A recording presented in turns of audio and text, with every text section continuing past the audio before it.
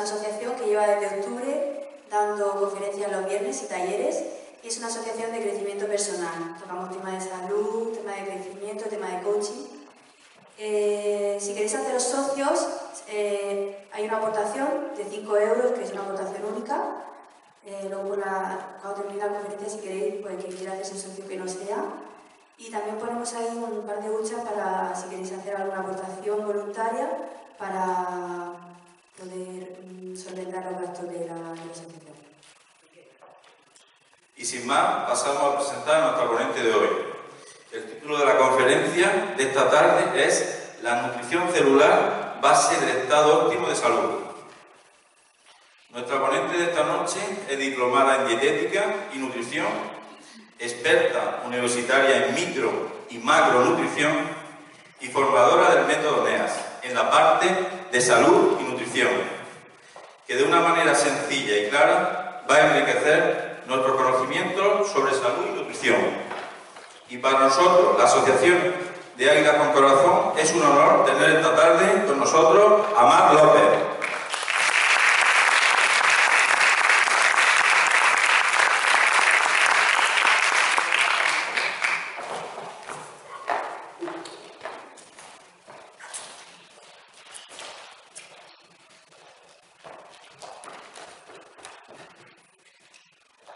Bueno, buenas noches. Como ha dicho Pepe, mi nombre es María del Mar López y en primer lugar agradecer a Águilas con Corazón, sobre todo a Pepe López y a Paco, la oportunidad que me están brindando hoy de compartir con todos vosotros mis conocer y mis experiencias. Antes de empezar con la presentación de lleno, os quiero hacer una pequeña introducción de lo que ha sido mi trayectoria dentro de este mundo de la nutrición. Para mí hay un antes y un después. Llevo 10 años practicando lo que es la nutrición clínica, 10 años donde me preparo, como cualquier nutricionista y dietista, y empiezo a trabajar la nutrición en consulta con la nutrición más básica, la nutrición para adelgazar, la nutrición que cuenta calorías, la nutrición que resta grasa, suma proteína, si tiene la presión alta te quita la sal. En esos inicios, mi padre, en cuestión de 9 meses, un cáncer de páncreas se lo lleva rapidísimamente. Y para mí, se quedan muchísimas preguntas sin responder. Comienzo a buscar, comienzo a investigar, comienzo a moverme y van surgiendo en esa búsqueda, en esa necesidad de conocer, pues me encuentro con la dieta dentro del mundo del cáncer, dentro de lo que es la enfermedad del cáncer. Empiezo a conocer el Reiki, empiezo a conocer la conexión de Alessandro Di Masi. Todo esto que me voy encontrando en el camino empieza a sumar. Y dentro de esa inquietud decido dar un paso más en la nutrición y me preparo en la nutrición celular, donde tengo la suerte de recibir formación con Felipe Hernández, uno de los mejores profesionales de la salud de la nutrición. Ahí hay para mí una explosión ya la nutrición anterior, la que os he comentado de inicio, es un grano muy pequeño de arena para lo que realmente implica en el ser humano. Si a todos hoy nos une algo es que todos tenemos que comer para sobrevivir. Y todos tenemos ciertos hábitos y ciertas costumbres que aplicamos a la hora de sentarnos en la mesa. Dentro de esa nueva etapa en mi vida, de ese nuevo despertar y de esa nueva aplicación y consulta, empiezo a tener verdaderos resultados. Empiezo a ver una diferencia. Veo que aplicando la nutrición con ciencia, la consulta trivial de lo que es la dieta para perder peso gana un valor añadido, empieza a sumar. Pero en esa búsqueda aún había piezas en el puzzle que no encajaban. Aún había piezas que tenía que terminar de encajar. Y es porque si estoy aplicando una nutrición correcta, según me están enseñando, si estoy aplicando una suplementación diana, según entiendo que he de aplicar, ¿por qué hay personas que recaen y no salen de la dieta? En esa búsqueda me encuentro con el método NEAS, que hoy brevemente os voy a introducir, donde dentro del trabajo que plantea, trabaja el individuo desde todos sus aspectos, físico, energético, mental y espiritual. Yo trabajo dentro de la parte, doy soporte a la parte física, al trabajo físico, porque no es lo mismo trabajar a un ser humano, a una persona con un sistema inmune fuerte que con un sistema inmune débil. Y eso lo conseguimos a través de la nutrición, como primer paso. Vamos a entrar de lleno en la ponencia y sí os pido por favor que cualquier duda que os surja, cualquier cosa que no entendáis o que queráis que os aclare en el momento, con libertad plena, levantéis la mano, preguntéis y os contestaré.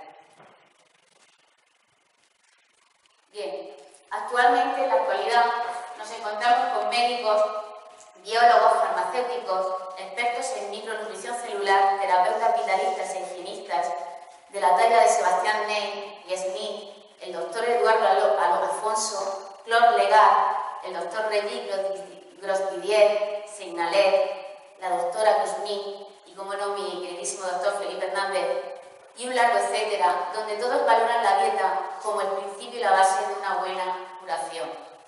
Todos ellos comparten el mismo dogma, y es que la enfermedad es un esfuerzo de la naturaleza por recuperar el equilibrio. Renace lo que hoy se llama la nutrición más holística, más natural, más naturopática. Cuestiones que antes parecían mágicas, como la aplicación de usar plantas depurativas, conceptos de regulación de pH, alimentación sana, además de otras estrategias como la suplementación, pasan a estar en primera línea dentro del tratamiento previo o único de cualquier enfermedad. En la metodología del método NEAS, que conoce perfectamente lo importante que es la nutrición en la persona y donde se trabaja el individuo desde todos sus componentes, como he dicho al principio, la parte espiritual, la parte mental, la parte energética. Dentro de la parte física, uno de los pilares es la nutrición y suplementación, y ahora veremos por qué. La nutrición y la suplementación son uno de los principales pilares de apoyo para llegar al 100% de beneficio en la parte física de cada individuo. Lo que os he dicho antes, si nuestro sistema inmune está fuerte, si nuestros sistemas de eliminación están limpios, es mucho más fácil trabajar cualquiera de nuestras partes que forman el todo, nuestro espíritu, nuestra mente y nuestra energía. Para nosotros la palabra enfermedad va más allá de lo que es el mero diagnóstico médico. La falta de que no tengamos un diagnóstico clínico no quiere decir que estemos bien. Nosotros mismos sabemos mejor que nadie cuando estamos plenamente a un 100%. Sabemos perfectamente si estamos bien o no, aunque no tengamos ese diagnóstico de ese médico, de ese especialista. Cuando estamos en ese no sentir 100%, en esa no plenitud, algo está fallando, algo falta, algo hay que cambiar, algo hay que hacer. Dentro del método, el cuerpo es una unidad y la enfermedad tiene siempre muchas causas, no solo físicas, como he dicho. También tenemos que contemplar la parte energética, también tenemos que contemplar la parte mental y nuestra parte, como no, energética. De hecho, nosotros a la hora de comer nos comportamos según nos encontramos en ese momento. Si tenemos algún tipo de carencia, si tenemos algún tipo de desavenencia, algún tipo de situación que nos desborda, comemos con ansiedad. Cuando sentimos vacío, comemos para llenarnos, sobre todo el azúcar. Hay un detalle, un ejemplo que me gusta utilizar muchísimo, y es que actuamos así, pero por aprendizaje también. Por ejemplo, y sí, seguro que estáis de acuerdo conmigo, cuando tenemos un bebé y llora, su forma de comunicarse con el exterior es a través del llanto. Cuando ese bebé llora, lo primero que hacemos para calmarle es darle un chupete. Succiona. Si sigue llorando, tira chupete y sigue, probamos a darle agua. Tiene sed. Bebe ese agua, succiona. Pero no quiere agua, la vuelve a tirar. Entonces, ¿qué tiene? Ay, pues tendrá hambre. Le damos la comida. Nos ayuda a nuestras carencias, a nuestros momentos de crisis, a aplacarla con la comida. Eso como como un apunte. No es todo así, no es el 100% de la situación actual, pero sí influye muchísimo. Al contrario, nos encontramos que cuando estamos en situaciones de verdadero estrés, cuando estamos pasando un duelo, cuando recibimos un fracaso o una decepción muy grande, se nos bloquea el plexo solar, no nos entra ni el agua. Cerramos. Nuestra comunicación con el exterior es a través del alimento. Dependiendo cómo tú estés en ese momento, así te vas a reflejar a la hora de comer. El fallo de cualquiera de las piezas, como comentaba, de cualquiera de nuestras partes, energética, mental y física, puede abrir la puerta al desequilibrio. La enfermedad nos indica que algo va mal y que el camino que seguimos no es el más correcto. Estamos empezando a ser conscientes de que algo tenemos que cambiar. Buscamos ese 100%, esa salud que por derecho nos pertenece, que es estar bien. Cualquier cambio supone un esfuerzo y un conocimiento, un movimiento. Cualquier cambio es, de inicio, siempre incómodo. Aunque nos lleve siempre a buen fin, hay que moverse, hay que hacer, hay que adoptar la actitud activa. Hay que dar un paso al frente. Me da igual, estamos hoy hablando de nutrición. Me da exactamente igual. Todo avance requiere de un movimiento y si no te mueves no hay cambio. Y si no hay cambio no hay beneficio. Eso es así. La alimentación es el primer paso vital en toda recuperación y en todo mantenimiento de nuestro estado de bienestar, que nos pertenece por naturaleza.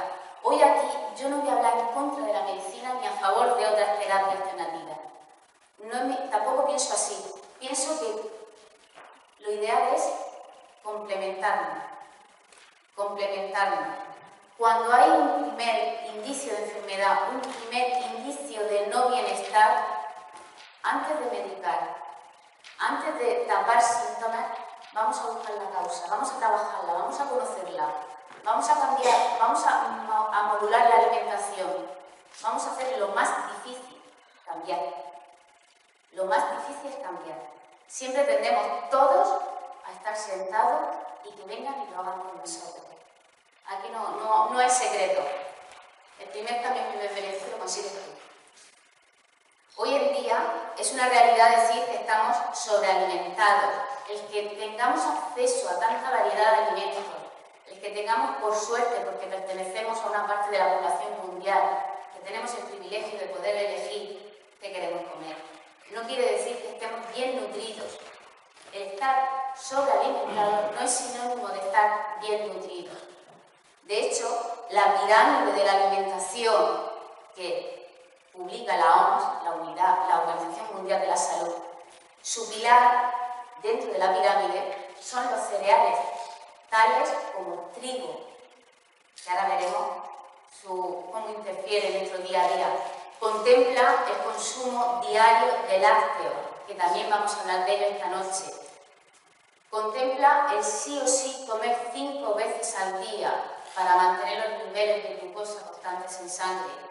Contempla el hacer ejercicio, etcétera, etcétera, etcétera. Es una pirámide que, al igual que hoy os voy a mostrar nuestro concepto de nutrición, para mí se ha quedado obsoleta. No es que sea errónea. La nutrición es muy joven, está creciendo, está en movimiento. No es que sea errónea, pero sí es una pirámide que hay que renovar. Es una pirámide que hay que aplicar otros conceptos. Es una pirámide donde ciertos alimentos tenemos que ser conscientes de lo que significan en nuestro día a día. Nada es perjudicial por sí solo, pero sí en la forma y en la cantidad que lo consumimos. Eso es muy importante. Todo aquello que hagamos para mejorar se verá aumentado exponencialmente si contemplamos una correcta alimentación. Lo que os comentaba al principio, vamos a irnos a la consulta del médico. Te detectan con una analítica rutinaria colesterol alto. Automáticamente, colesterol alto, te recetan la estatina, medicamento por excelencia para bajar ese colesterol. ¿Por qué no se hace previamente un trabajo nutricional? ¿Por qué no se hace previamente un cambio de hábito? ¿Por qué no se prueba, se contempla ese primer paso? Volvemos al principio. Porque es más cómodo quedarte en el sillón, tomarte una pastilla y que baje el colesterol. ¿Cómo afectan los alimentos en nuestro organismo? Hay sustancias tóxicas en todas partes, desde el aire que respiramos hasta los alimentos que comemos, incluida el agua que bebemos. ¿De acuerdo? El agua de red que consumimos diariamente en casa, la de grifo, está tratada para que sea un agua sanitaria, lleva cloro. ¿De acuerdo? Por otro lado, nuestro propio organismo, en el desempeño diario constante de diversas funciones metabólicas, produce sustancias tóxicas de desecho, pero formando parte dentro de lo que es un proceso natural. Por ejemplo, produce radicales libres, produce metales pesados, los aditivos alimentarios, que tanto ruido están haciendo ahora mismo en la industria alimentaria, ingerimos una cantidad de aditivos impresionante de forma diaria, proteínas extrañas que no se digieren correctamente dentro de nuestro organismo, etcétera, etcétera, etcétera. Nuestra digestión es un proceso vital. Nosotros comemos y nos nutrimos a través del proceso de digestión. Y en ese proceso metabólico, para obtener los nutrientes que necesitamos, se generan, como estoy diciendo, de forma totalmente natural, sustancias de desecho que hay que eliminar. Si la balanza se desequilibra, si esas sustancias de desecho son mayores a lo que nuestro organismo tiene capacidad de eliminar, es cuando empiezan a acumularse en nuestro cuerpo y es cuando empiezan a dar la cara ciertas enfermedades. El organismo, para limpiarse, es impresionante la capacidad que tenemos para estar constantemente bien, la capacidad de regeneración que tiene nuestro cuerpo. Para que os hagáis una idea, en 30 días todas las células de nuestra dermis las hemos regenerado totalmente. 30 días nada más. Imaginaos la capacidad de regeneración, de limpieza que tiene nuestro cuerpo. Cada 30 días tenéis una piel totalmente regenerada. Los procesos metabólicos, las partes que trabaja nuestro organismo para mantener ese estado de equilibrio, son principalmente tres. Hay otras muchas, pero estas son las más principales. Y es la detoxificación celular y el hígado, la detoxificación celular y el intestino, y la detoxificación celular y acidosis metabólica. Las tres, si os dais cuenta, el hígado en un minuto nada más, limpia 1,5 litros de sangre, filtra 1,5 litros de sangre.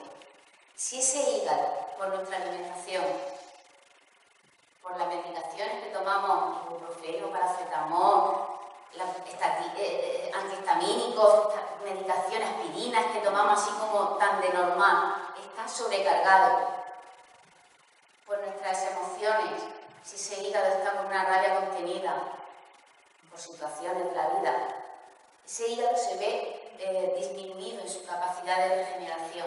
La nutrición aquí hace un papel muy importante. Nuestra parte, mi parte, es indicaros los alimentos que más interfieren a la hora de frenar la capacidad de limpieza, a la hora de frenar la capacidad de limpieza del intestino, a la hora de desequilibrar el pH del organismo. Nuestro pH es muy sensible, nosotros nos movemos en valores muy bajos, pues dentro de lo que es un pH básico, entre 7,36 y 7,42.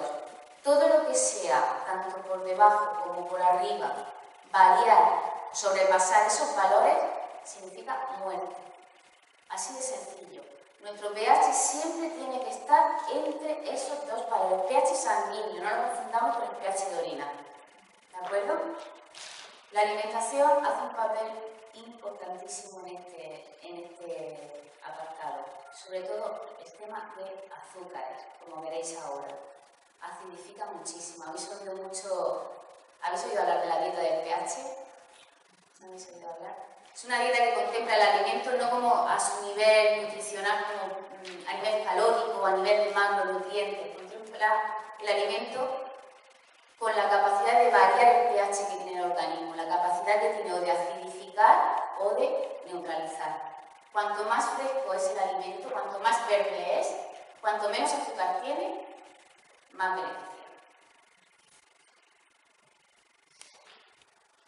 Hoy, por tiempo, porque entiendo que son los más representativos, porque seguro que habéis oído hablar de ellos, quiero que os quede muy claro estos tres alimentos diana. Son los tres alimentos que son los 3 blancos. Son los que principalmente están frenando esa capacidad de limpieza, de detoxificación que tiene nuestro organismo por naturaleza. Seguro que los 3 los tenéis de forma diaria en la mesa. Seguro. Seguro. Es más, sobre todo en el tema de los lácteos, os tengo que admitir que cuando yo empecé a conocer la repercusión que tenía, no me atrevía a decir, cuidado con los lácteos. Era tal conciencia social, tal cultura adquirida de que hay que tomar leche, los niños hay que tomar leche, que me costaba admitir esa enseñanza que me estaban dando en su momento. Y os tengo que decir a día de hoy que lo veo diariamente en la consulta, no os podéis imaginar el beneficio y el cambio en las personas cuando se quita la leche animal. No lo podéis imaginar, ¿eh? Vamos a detallar brevemente cada uno de ellos, pero principalmente el trigo común y las harinas refinadas, los azúcares simples y la leche animal, sobre todo la leche de vaca. Tal vez la de cabra y oveja puede tener un poco más de privilegio en alguna ocasión excepcional, pero sobre todo la leche de vaca. ¿Por qué? ¿Por qué no afectan tanto? El trigo común y las harinas refinadas. Vamos a hacer una comparación de lo que han sido los cereales en la prehistoria a lo que son los cereales hoy en día y por qué hemos llegado a este punto. Todos conocemos el concepto de la industria. La industria busca productividad, busca producir rentabilidad al máximo. Con ese objetivo empiezan a trabajar y a hacer selección inicial de especies de semillas. Poco a poco se van seleccionando aquellas especies, aquellas semillas que resultan ser más resistentes, que resultan ser de grano más grueso, que resultan más productivas, más rentables. También se contempla la combinación de distintas especies a través de las hibridaciones, generando plantas más vigorosas y productivas. Y por último, no con esto quiero decir que sean los culpables de todo, pero sí que tienen bastante que ver, nos encontramos con los OGM, que son los organismos genéticamente modificados. Los especialistas no dudan en modificar los genes de las plantas con el fin de aumentar rendimiento de producción, obtener plantas más precoces, más fértiles y más robustas y aumentar su resistencia frente a agresores, por ejemplo, como pueden ser herbicidas, virus, bacterias, hongos e insectos. Seguro que no tardaremos mucho en que consigan la semilla que resista a la sequía de Murcia, lo puedo asegurar, ¿eh? Os lo puedo asegurar. La diferencia de los modos de consumo de los de la prehistoria, no nos vamos tan lejos, vámonos a la época de nuestros abuelos, no hay que irse tan lejos, a cómo se consumen hoy esos cereales. El hombre en la prehistoria, o nuestros abuelos, comían los cereales salvajes, crudos, enteros, con todo su salvado, con toda su cáscara, con toda su fibra. Hoy el salvado se separa del grano y se da a los animales y nosotros consumimos ese grano. Son los cereales refinados. Ahora, hoy conocéis perfectamente todos la diferencia de la harina blanca y la harina integral. Pues la harina integral es la más parecida a la harina original, la que mantiene toda su cáscara, todo su salvado. ¿Qué implica todo esto? Pues estamos ingiriendo muchísimo más almidón. El almidón para nosotros no nos beneficia en absoluto. Mucha menos celulosa, con pérdida de hasta el 90% de fibra. Aquí nuestro colon se resiente bastante. La OMS recomienda al día una ingesta de un 2% de fibra diaria, aproximadamente. Hay que buscar el 25% para conseguir que nuestro colon funcione correctamente, que las bacterias estén bien nutridas, que un 25%. Muchas menos proteínas útiles. En ese salvado hemos quitado todas las proteínas del complejo B que tienen los cereales. Todas las proteínas del complejo B, incluida la vitamina C. Nos hemos quedado con el grano. Muchas menos vitaminas, mucho menos fósforo y magnesio, vitales para cualquier acción enzimática o metabólica de nuestro organismo. Son dos de los minerales principales que sin ellos podemos tomar muchas vitaminas, podemos tomar muchos complementos dietéticos, muchos, pero si no están, no van a llegar a su destino. Y, como no, el 50% menos de calcio y de hierro. El suelo, a diferencia de la vaca, da un calcio con más biodisponibilidad que el calcio de la leche animal, del origen animal. En el suelo es muy rico en calcio. Los cereales lo tienen en ese salvado que nosotros quitamos. ¿Cómo se digiere en nuestro organismo? Las moléculas originales de trigo eran una molécula diploide. Es una estructura química, haceros una idea, dos moléculas juntas, ¿de acuerdo? Con las transformaciones genéticas que os he comentado que se han ido haciendo buscando esa productividad, el trigo actualmente, el trigo común, es una molécula heptaploide, 7 moléculas, no tienen nada que ver con el original. Esto pasa, su digestión genera unas sustancias de desecho. ¿Por qué? Porque nuestras enzimas, nuestras propias enzimas, no tienen capacidad de reconocerlo, no tienen capacidad de digerirlo. Para ellos es una sustancia extraña. Esto que genera proteínas no hidrolizables que se acumulan en nuestro intestino, se adhieren a las paredes del intestino, aumentando su permeabilidad y relacionándola con ciertas enfermedades.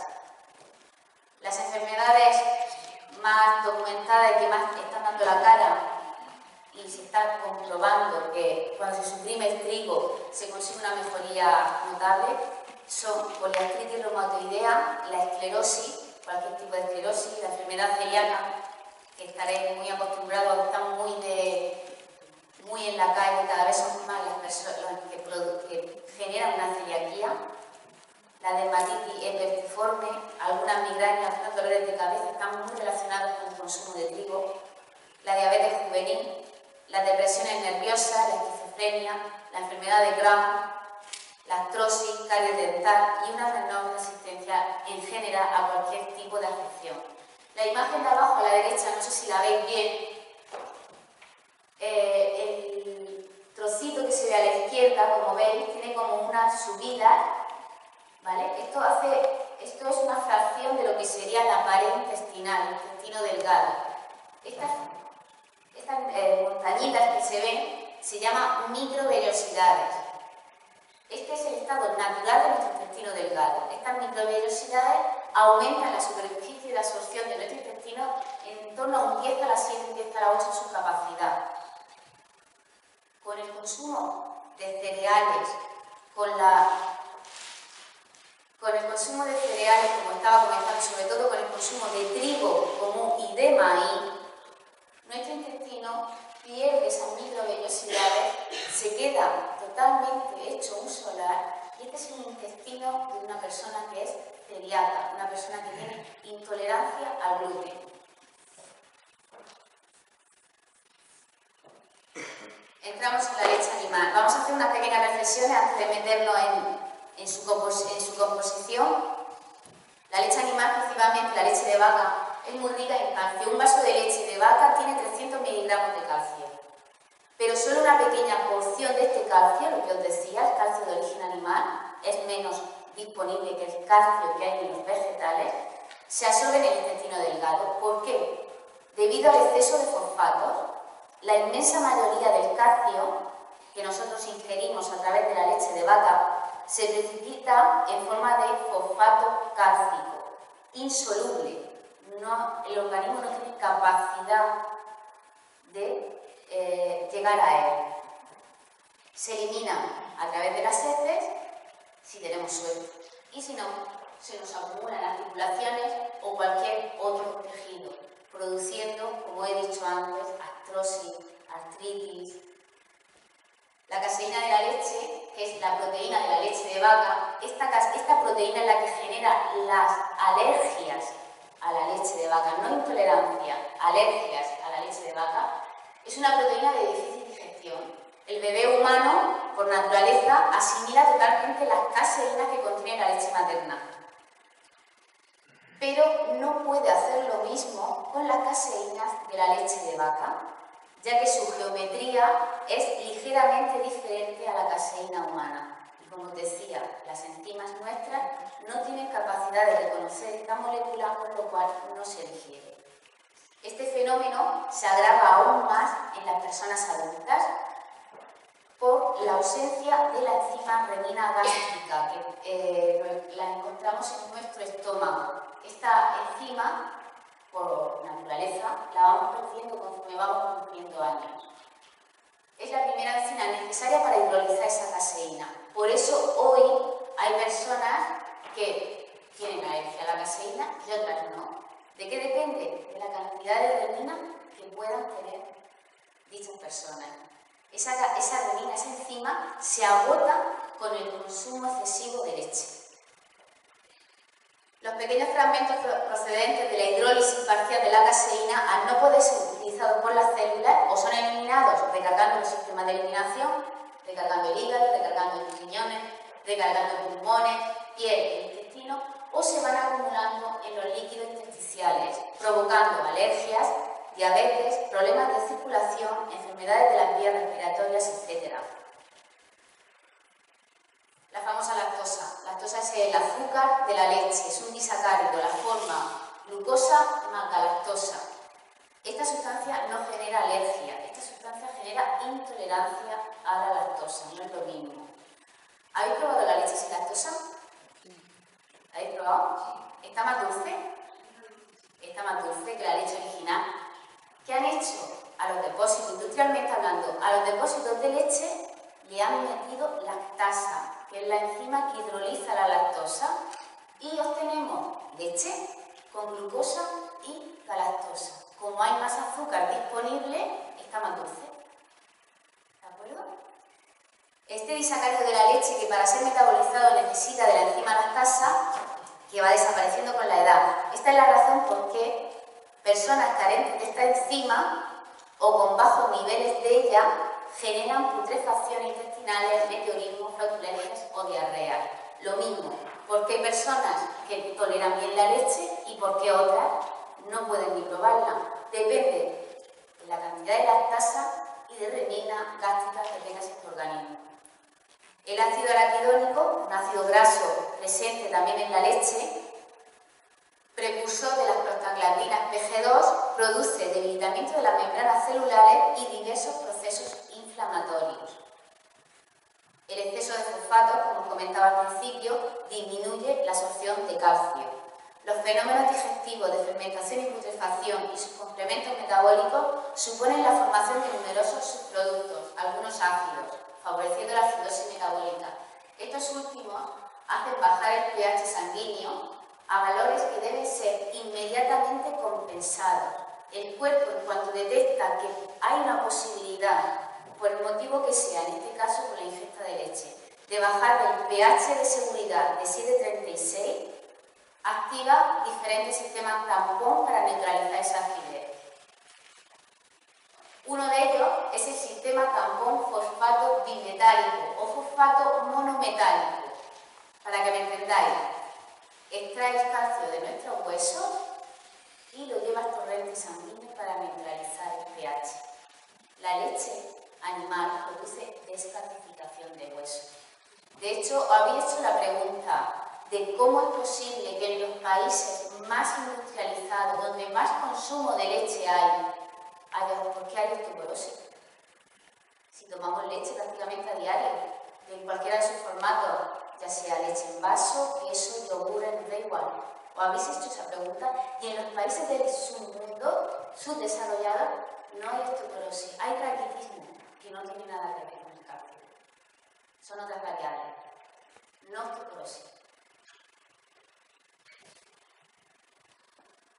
La leche animal, los efectos nocivos de la leche animal, lo que más vinculado está a su consumo es el asma bronquial, la dermatitis, migraña, los dolores de cabeza. Es impresionante cómo se corrigen o cómo se pasan en el tiempo cuando se elimina el consumo de lácteos, la poliartritis reumatoide, la diabetes, la psoriasis. Aquí, como veis, un ejemplo muy gráfico, el vaso de leche. Veis que contiene 300 miligramos de calcio, pero insisto, un calcio con una absorción mermada, una absorción disminuida por la presencia de fosfatos que tiene la propia leche animal. Lo capta y se lo queda a él. No podemos acceder a él. El calcio de origen vegetal, como puede ser una cucharada de sésamo crudo o tostado, una cucharada de café, contiene 465 miligramos de calcio con una biodisponibilidad del 80%. Cuando las madres van a la consulta y me dicen, porque somos muy dados que cuando quitamos una cosa que ponemos a cambio, y me dicen, si no le doy leche a mi niño, ¿qué le doy? Señora, le leche de sésamo, es lo mejor que le puede dar. Ahora mismo para esos huesos, leche de sésamo. Aunque insisto que más pendientes del calcio que debemos de tomar, tenemos que estar del calcio de nuestros huesos. Tenemos que estar más pendientes de no perder ese calcio.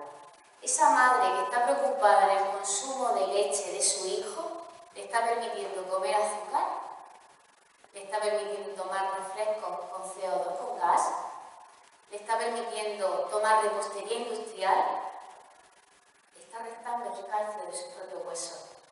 No esté tan pendiente de darle calcio oralmente y esté más pendiente de cuidar la alimentación desde otra perspectiva.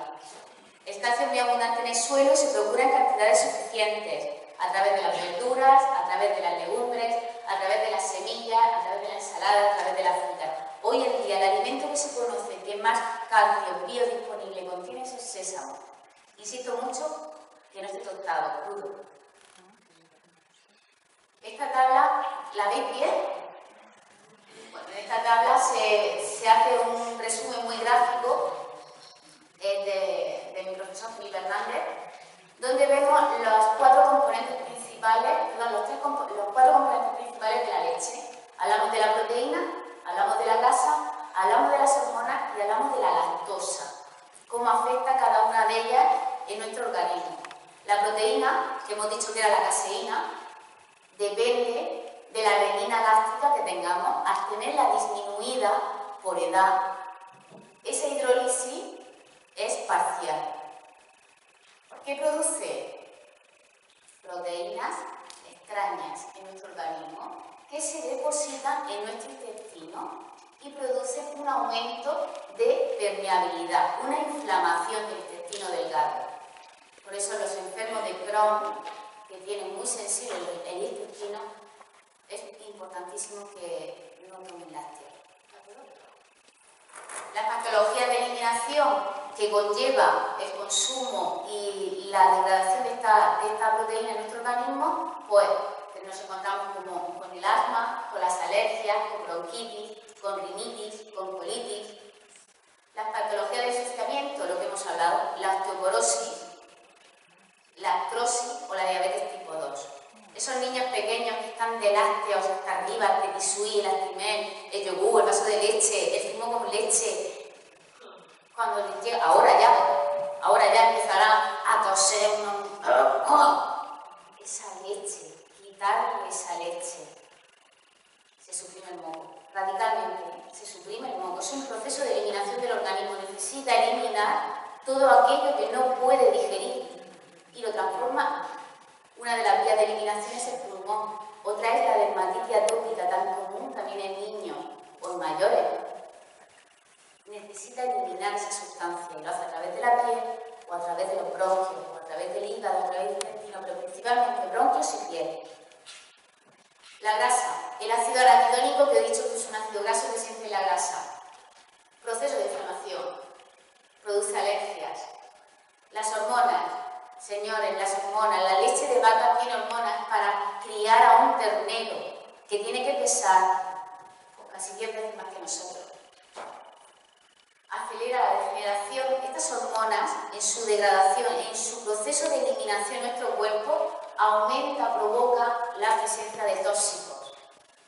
Por último, la lactosa. Sabemos que la lactosa necesita de la lactasa para ser digerida. Si no tenemos lactasa, generamos una intolerancia.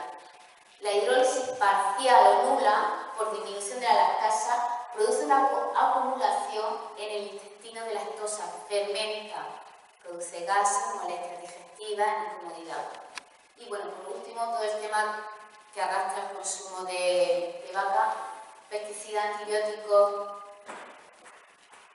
bueno, antibióticos, piensos manipulados, todo eso va en la leche, hay que tenerlo también presente. Por último, llegamos muy por encima a los azúcares simples, y hay una frase que a mí me dice mucho, del nutriólogo Jan Mayer, donde dijo en una ocasión: casi la única cosa buena que puedo decir del azúcar es que sabe bien. El azúcar, en especial el azúcar refinado, y sus derivados actúan de manera lenta pero impecable contra nuestro organismo. Algunas enfermedades se relacionan con el excesivo consumo de azúcar. Por ejemplo, la diabetes, la descalcificación, las enfermedades cardiovasculares, enfermedades nerviosas, el síndrome premenstrual, insomnio, indigestión crónica, convulsiones y un largo etcétera. A largo plazo, el exceso de consumo de azúcares agota el organismo, causa trastornos metabólicos que producen una sensación de fatiga, de cansancio y conducen a menudo a un gran aumento de peso, a la obesidad. Estos tres alimentos que hemos hablado de ellos muy rápidamente, muchos de vosotros tal vez estaréis diciendo: pues si yo leche no tomo casi, si pan como un trocito por la mañana, si estoy a dieta, pues si yo azúcar no me echo azúcar en el café.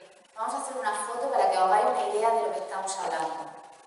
A una media de 3 comidas principales al día, cuando tengamos 70 años, habremos tomado más de 65.000 comidas, lo que significa haber ingerido por término medio 10.000 huevos, más de 11.000 litros de leche, más de 5.000 barras de pan, 100 sacos de patatas, 3 reses vacunas, 2 ovejas, 2 o 3 cerdos y varios cientos de kilos de hortalizas y frutas. Hay que tener presente lo que comemos. Tantos y tantos alimentos, tantos y tantos nutrientes necesarios y desgraciadamente tantas y tantas vías de acceso a nuestro organismo de incontables sustancias tóxicas que, si no letales, sí muy perjudiciales a largo plazo. Todo esto debilita nuestro sistema inmunitario, desequilibra nuestra homeostasis interna, nuestro equilibrio de pH, como os comentaba, alteran miles de actividades enzimáticas y proporcionan o generan radicales libres u otras moléculas que estimulan la degeneración de los órganos y de los tejidos. 10 reglas básicas para llevarnos hoy una foto de lo que pudiera ser una alimentación consciente, una alimentación sana. Vamos a hablar las recomendaciones cuándo y cómo. En recomendaciones, 1/3 de la alimentación debería de ser cruda, constituida principalmente por ensaladas o frutas. Frutos secos, semillas, cereales crudos, por ejemplo en el desayuno, ensaladas como primer plato, frutas frescas, entre horas o 15 minutos antes de las comidas, nunca después de comer. Y nunca se debe de mezclar. Un consejo de profesional que os doy: cuando decidáis comer fruta, de esa fruta comed la cantidad que queráis, no la mezcléis con otra. Una manzana o 20 manzanas, pero una manzana y una pera no. ¿Y si son ácidas? A mí me gusta trabajar así. No es concepto de fruta dulce o fruta ácida. Decido sandía, solo sandía. Decido piña, solo piña. Pero entonces una macedonia de fruta no. Aunque ¿de una fruta u otra? Sí, pero no llevo mucha fruta por la mañana. Sí. Por la mañana yo muy comido y después me como un kiwi. Porque me dieron la casera. Me ha dicho pomelo precisamente. El pomelo para mí no es una fruta. ¿No? Pues ustedes por a lo mejor como piña o si haces eso, como tú bien dices, mantén que sean del grupo ácido. La fruta ácida junta, mejor que si la mezclas con la fruta dulce. Pomelo y el kiwi son 2 frutas ácidas. Bueno, 2 conceptos ácidos. No lo aconsejo, no aconsejo que lo mezcléis. Lo mejor es trabajar la fruta por sí sola. No tomar nada de azúcar común, bollería, repostería industrial, embutidos o charcutería, vísceras animales, sal común, aceites comunes y margarina, refrescos de cola, edulcorantes, por ejemplo el aspartamo, la sacarina, leche animal y queso, curados y viejos, todo alimento procesado que contenga saborizantes o colorantes artificiales. En su lugar, azúcar de caña y repostería casera e integral con moderación. Sal que sea sal marina.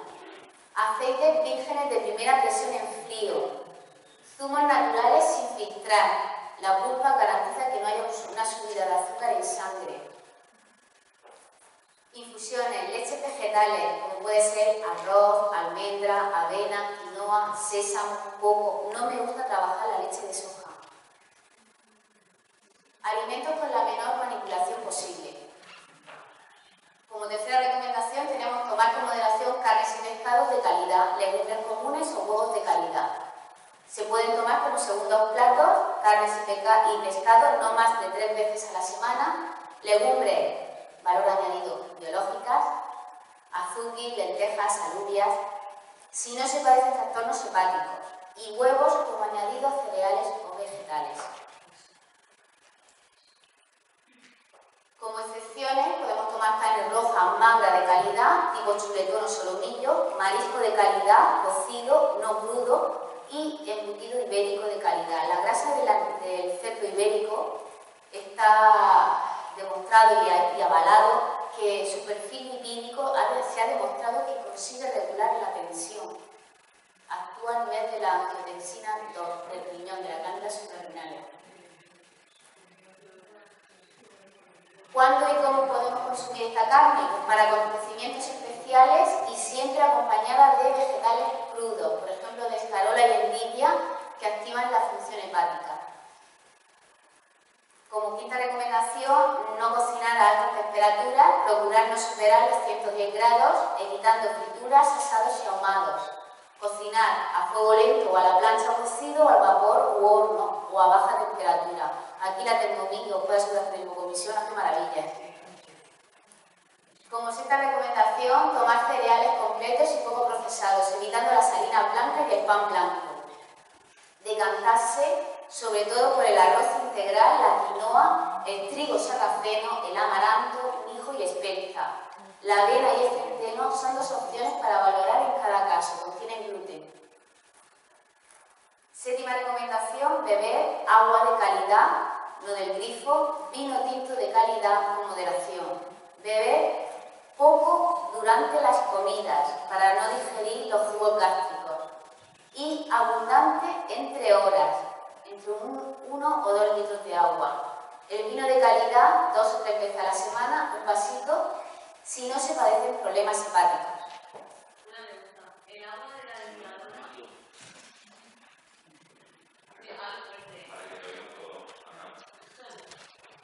¿El agua de la depuradora? De la depuradora, sí. ¿Sería agua de calidad o quitaría muchos nutrientes al agua? Le quita mucha sal. Le quita en el proceso de filtrado para purificar ese agua pierde mucha calidad, pierde magnesio, pierde mucha Sería sal. mejor el agua que te llamo. O la Sí. hidrogenada, ¿no? Que dice que es muy buena. Vale. Horarios de las comidas regulares y sensatos. No desayunar más tarde de las 9 de la mañana, no comer más tarde de las 3 y no cenar más tarde de las 9 de la noche. Masticar y ensalivar despacio. Masticar 30 o 40 veces cada bocado antes de tragar. Os lo aconsejo que lo hagáis como ejercicio. Si es de origen animal y si es de origen vegetal, menos, 20 o 30 veces. Y décimo y último, comer en un entorno tranquilo y agradable. Es necesario comer con tranquilidad.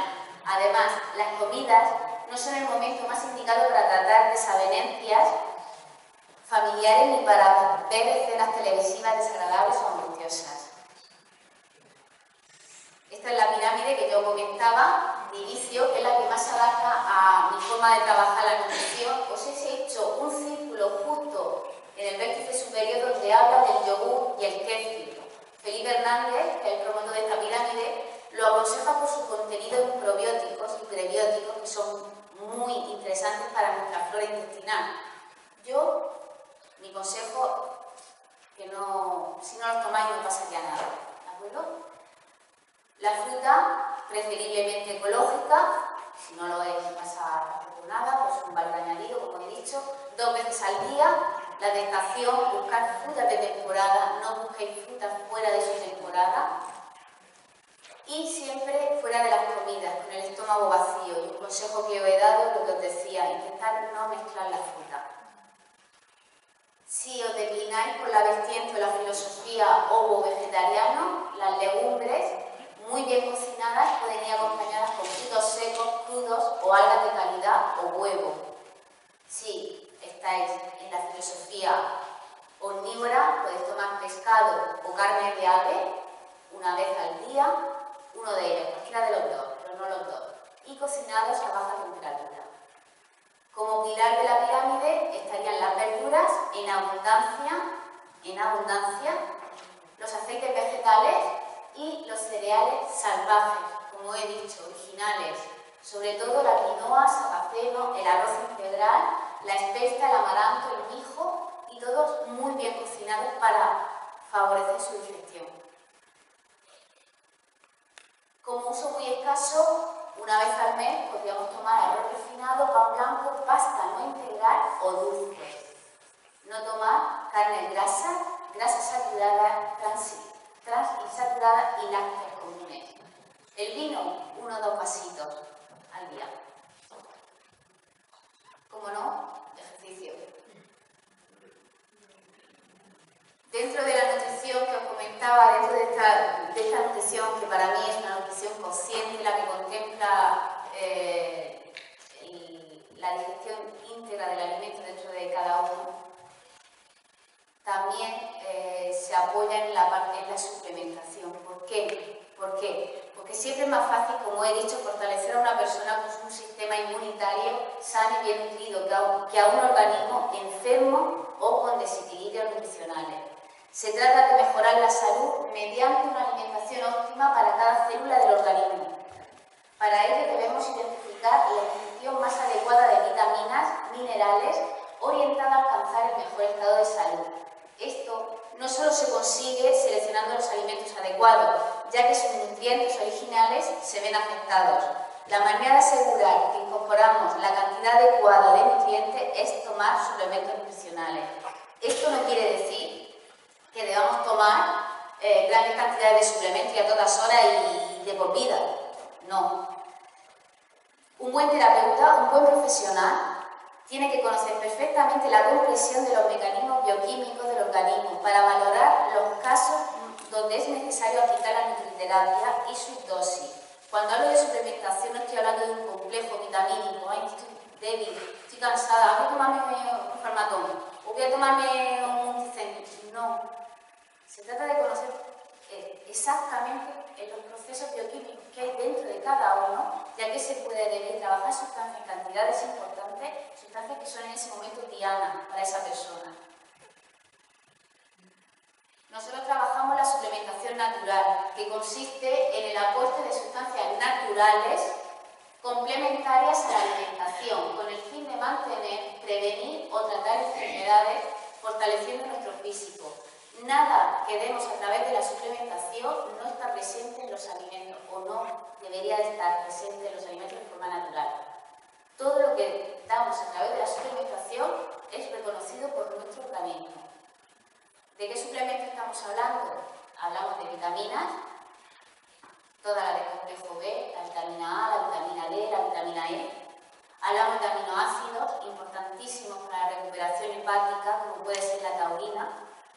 Hablamos de minerales y oligoelementos, que si sus niveles no son óptimos, las vitaminas que tomemos no van a hacer su acción, no van a llegar al lugar, como puede ser, por ejemplo, el magnesio.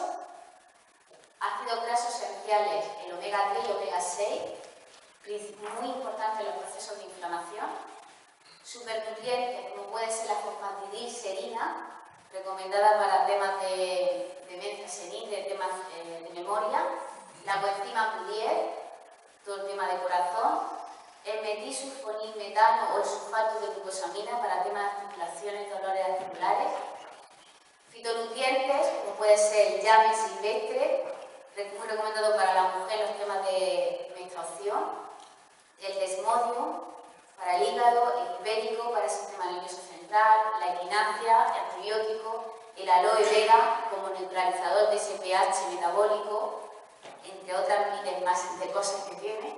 El cardo mariano también para el hígado y el ginkgo biloba para todo el tema de circulación, sobre todo la microcirculación. Hongos, reishi, maitake, agaricus, avalados científicamente con resultados increíbles increíble dentro de lo que es el tema del cáncer y un largo etcétera. Conclusión, y terminamos ya lo que es la ponencia, no tenemos que olvidar que nuestra alimentación puede ser excepcional, que nuestro organismo no ha de necesitar ningún tipo de suplementación, pero si nuestro bienestar emocional, mental y energético espiritual se encuentran desequilibrados, puede desmerecer el mejor trabajo en multiterapia, desencadenándose profundas transformaciones a cualquier nivel. La alimentación y suplementación son pilares dentro del tratamiento de nuestra parte física, que nos permite acelerar el proceso de recuperación. Somos un todo en constante movimiento y cambio, y debemos trabajarlo como tal, nuestra parte física, nuestra mente y nuestra eterna parte espiritual. Somos un puzzle, y todas las piezas han de encajar perfectamente para simplemente estar bien.